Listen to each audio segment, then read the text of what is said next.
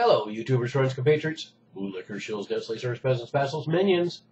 I'm a useful idiot. Welcome. And my apologies for not doing so many videos of recent. Haven't been feeling my idiot self. So anyway, let's get back to today's reports. One is that France has now had an airstrike in Iraq. And of course, I thought at this point I would be saying multiple French airstrikes in Iraq, but kind of adds to the humor of the situation that we've had one French airstrike. And but it's going to be a great thing for Obama, because now he officially has a coalition of some sorts, coalition of the willing, coalition of the whiny.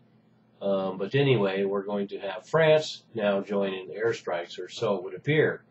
And 24 hours after he made the announcement, the airstrike took place. And of course, it begs the question: if why couldn't there have just been one more U.S. airstrike instead of just this one French airstrike? But symbolism is big these days, and so that's what this is all about, particularly for Hollande, because he is not a popular president in France. In fact, his domestic policy's been a disaster. But my hat's off to him. Being socialist, he's every bit the warmonger his capitalist counterparts are and were. So hats off to him for that. And but his foreign interventions have been quite popular. So Hollande's foreign policy has been popular. His interventions in Mali and the Central African Republic, as well as Libya, and also shows quite an eagerness to get into Syria.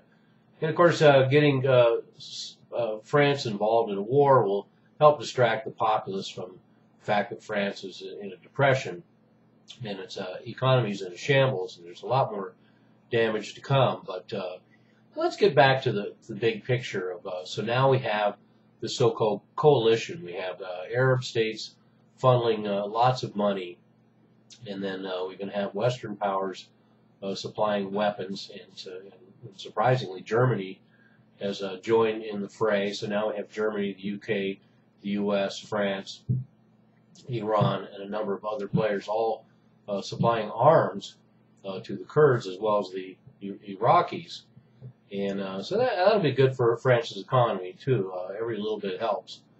And but we have this coalition, but mostly people who are willing to supply all kinds of things except for combat troops. But of course, we have this dilemma going on about U.S. combat troops going on now as well.